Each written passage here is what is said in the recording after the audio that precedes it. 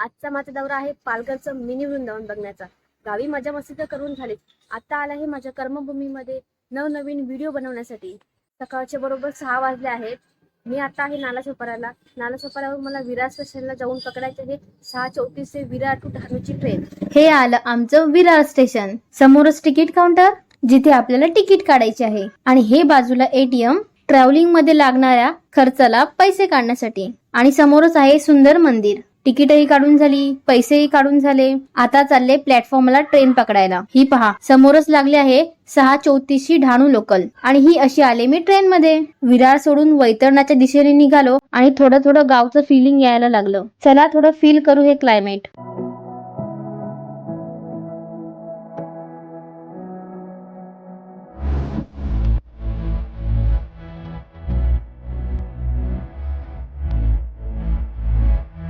विरार सोडलं आणि मग वैतरणा, सफाळे, केळवे रोड असं पार करत करत पोहोचले मी पालघरला। हे आहे पालघर स्टेशन आणि हा आहे पालघर स्टेशनचा 2 नंबरचा प्लॅटफॉर्म। इथूनच आपल्याला या मागच्या ब्रिजने सरळ वेस्टला जायचं आहे। वेस्टचा हा ब्रिज उतरून आपल्याला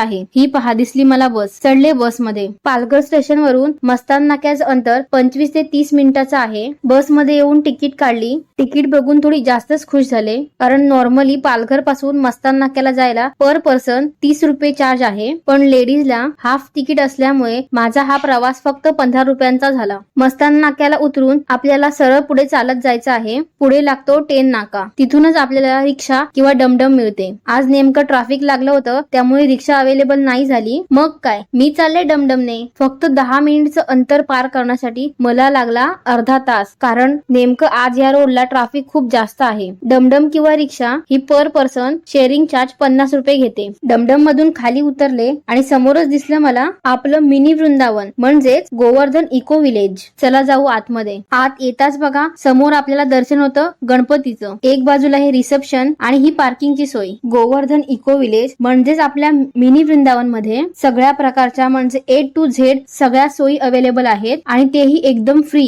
बरोबर ऐकलं, एकदम फ्री। पार्किंगच बघा केवढी कमाल आहे। चला तर मग सुरुवात करू आपल्या आजच्या या व्हिडिओला आणि शेअर करू गोवर्धन इको विलेजची। जसं आपण आतमध्ये एंटर करतो तसे आपल्याला जागोजागी हे बोर्ड दिसतात, म्हणजे इथे जर कोणी नवीन आलं तर हरवण्याचा चान्सच नाही। समोर येतात आपल्याला दिसते गोवर्धन गोशाळा, जिथे सगळे येऊन गाईला चारा देतात। चला मी पण देते गाईला चारा। तशी मला प्राण्यांची थोडी भीतीच वाटते, पण या गायींना बघितलं ना एवढ्या शांत उभ्या आहेत की माझी भीती एका क्षणात पळून गेली। आणि हे काय प्रेमाने हातही फिरवायला दिला आणि माझ्या हातून चाराही खाऊन घेतला। खूपच छान वाटलं मला। चला जाऊ आता मंदिराकडे। हे पहा काय कमाल मंदिर आहे। चला आधी थोडं मंदिर बघून घेऊ आणि मग हरे राम हरे कृष्णाच्या गजरामध्ये सामील होऊ। हे मंदिरावरती केलेलं वर्क बघा, कृष्ण जन्मापासून ते संपूर्ण कृष्ण अवतारापर्यंत सगळंच या मंदिरावरती रेखाटलं आहे। थोडक्यात सांगायचं झालं तर संपूर्ण भगवद्गीता आपल्याला एका मंदिरामध्ये दिसते। खूप बारकाईने अगदी छोट्यातली छोटी गोष्टही खूप कल्पकतेने कोरली गेली आहे या मंदिराची। चला आता सामील होऊ इथल्या श्रीकृष्ण गजरामध्ये।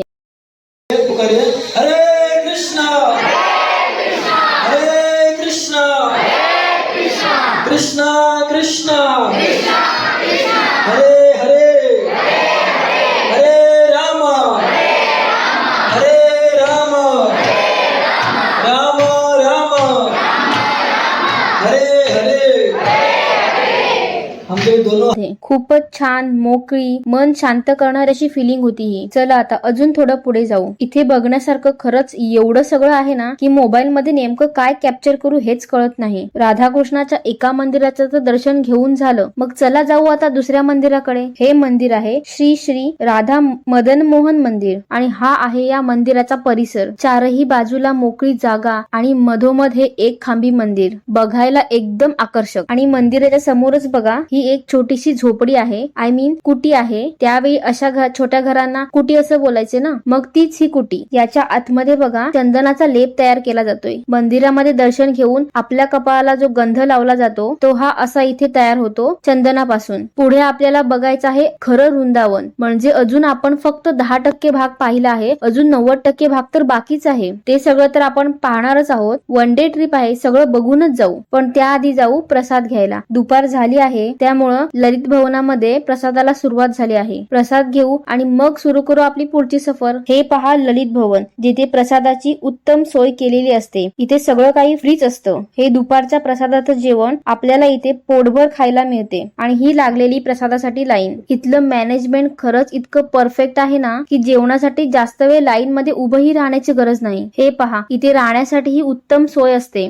जे लोक लांबून स्टे करण्यासाठी इथे येतात त्या लोकांसाठीच ही सोय केली आहे. चला आता लाईन पुढे पुढे सरकली, जाऊन घेऊ जेवणाचं ताट. हे पहा, दुपारच्या प्रसादामध्ये आपल्याला मिळतात 2 चपात्या, भाजी, वरण भात, अगदी पोटभर. नाश्त्याच्या टाइमलाही इथे प्रसाद असतो. पण वृंदावन फिरण्याची एक्साइटमेंट अशी होती की ते सगळं राहूनच गेलं. मोठ्या हॉलमध्ये चटई अंतरून लाईन मध्ये सगळे इथे जेवण करतात. चला आता जेवण तर झालं, मग करू पुढचा प्रवास. मोस्ट अट्रॅक्टिव्ह गोष्टी तर आपल्याला आता इकडे पुढे पाहायला मिळणार आहेत. आता जाऊ वृंदावनाच्या दिशेने. सगळीकडे शांत आणि हिरवगार वातावरण आहे. मे महिन्याच्या भयंकर गरमीमध्येही इकडची शांतता आणि गारवा कमालीचा आहे. वृंदावनामध्ये आत प्रवेश करताच बघा आपल्याला समोर दिसतो हा मॅप. हे वृंदावन खरंच खूप मोठं आहे, त्यामुळे इथे नेमकी सुरुवात कुठून करायची आणि पूर्ण वृंदावन फिरून कव्हर कसं करायचं हे आपल्याला कळतच नाही. म्हणूनच लावला आहे हा मॅप. आणि एवढंच नाही तर परिक्रमेला सुरुवात कोठून करायची हेही अशा प्रकारे जागोजागी लावलेलं आहे. चला तर मग झाली सुरू आपली परिक्रमा.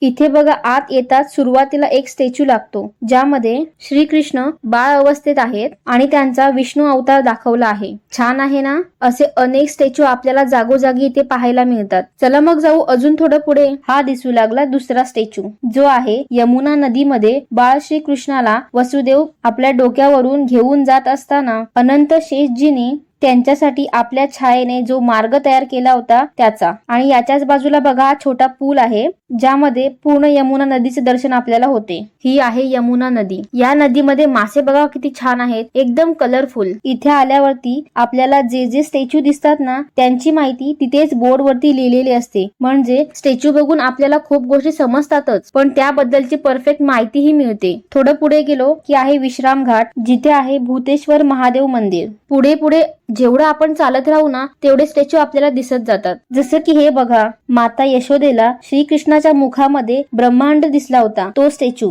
आणि थोडं पुढे गेल्यावरती पाहायला मिळतो श्रीकृष्णाच्या नामकरणाचा स्टॅच्यू. हा श्रीकृष्णाच्या नामकरणाचा समारोह आहे. किती अट्रॅक्टिव्ह आहे ना हे सगळं. त्यापुढे लागतो आपल्याला कालिया घाट. हा तोच घाट आहे जिथे कालिया नागाने घाटाचं पाणी प्रदूषित केलं होतं आणि श्रीकृष्णाच्या हातून त्याचा वध केला गेला होता. आणि पुढे बघा, श्रीकृष्णाने ज्या ज्या असुरांचा वध केला आहे, जी वाईट प्रवृत्ती नष्ट केली आहे, त्याचे स्टॅच्यू आपल्याला पाहायला मिळतात. ज्यामध्ये पलंबासूरचा उद्धार, तूर्णावरचा उद्धार असे अनेक स्टॅच्यू आपल्याला पाहायला मिळतात व यांची माहितीही आपल्याला इथेच पाहायला मिळते. मग पुढे पुतनाचा उद्धार. हे तर आपल्या सगळ्यांना माहीतच असेल की श्रीकृष्णाने कसा केला होता पुतनाचा उद्धार. मग पुढे आपल्याला पाहायला मिळते ते म्हणजे अघासूरचा उद्धार.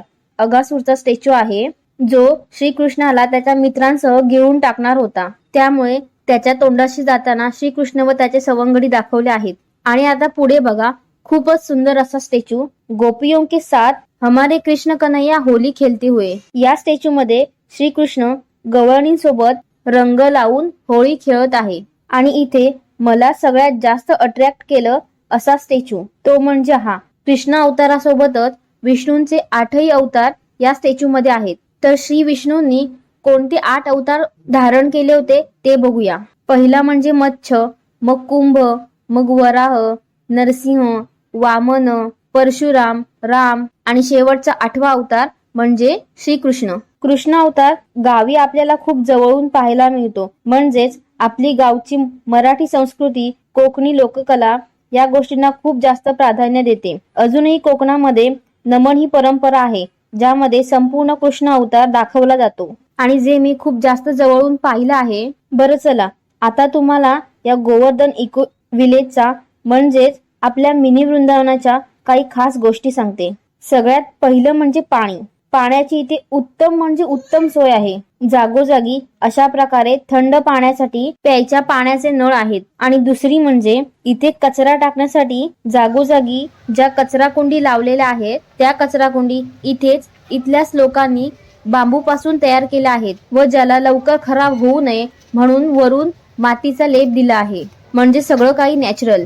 आणि हो, एवढंच नाही तर उत्तम प्रकारचं जेवण, आपल्या गाड्यांसाठी उत्तम प्रकारची पार्किंग आणि सगळ्यात जास्त इम्पॉर्टंट म्हणजे टुरिस्ट लोकांना इथे मिळणारा गायडन्स आणि आध्यात्मिक नॉलेज. चला आता थोडं शेवटचा भाग राहिला आहे तो पण पाहून घेऊ. इकडे बघा, अशा प्रकारचे विलास बांधत आहेत. काम अजूनही चालू आहे याचं. चारही बाजूला शांत वातावरण व मध्ये राहण्याची उत्तम सोय. ते पण आपल्याला राजा महाराजा यांच्यासारखी फिलिंग देणारं अट्रॅक्टिव्ह. बरं, एक सांगायचं तर राहिलं, इथे जर आपल्याला श्रीकृष्णाची मूर्ती किंवा फ्रेम असं काही घ्यायचं असेल तर इथे आत येतात सुरुवातीला बघा एक गिफ्ट शॉप आहे ज्यामधून आपण घेऊ शकतो. आणि त्याच्या समोरच आहे वृंदावनाची रोपवाटिका जिथे वेगवेगळ्या प्रकारची छोटी झाडं आहेत. अजून इथे खूप अशा छोट्या मोठ्या गोष्टी आहेत पण मी तुम्हाला थोडक्यात सांगण्याचा प्रयत्न केला आहे. कारण हे गोवर्धन इको विलेज म्हणजेच आपला मिनी वृंदावन 120 एकरच्या भागामध्ये पसरलेलं आहे आणि हे मुंबई पासून 70 किलोमीटरच्या अंतरावरती असेल. इथे व्हिजिट करण्यासाठी बेस्ट टाइम माझ्या मते तरी सकाळी 7 वाजल्यापासून दुपारी 12:30 पर्यंतचा ठीक आहे. कारण दुपारी तसं पण हे मिनी वृंदावन बंदच असतं आणि संध्याकाळी 4 नंतरचा टाइम बेस्ट आहे. तसं तुम्हाला हा व्हिडिओ बघून मिनी वृंदावन पाहण्याची एक्साइटमेंट वाढली असणार आहे. मग वाट कसली बघताय? नक्की भेट द्या या गोवर्धन इको विलेजला. आणि हा व्हिडिओ आवडला असेल तर लाईक करून एक छोटीशी कमेंट करा. आणि असेच नवनवीन व्हिडिओ पाहायचे असतील तर चॅनलला सबस्क्राईब करा आणि बाजूच्या बेल आयकॉन वरती क्लिक करा. आजसाठी फक्त एवढंच. पुन्हा भेटू अशाच नवीन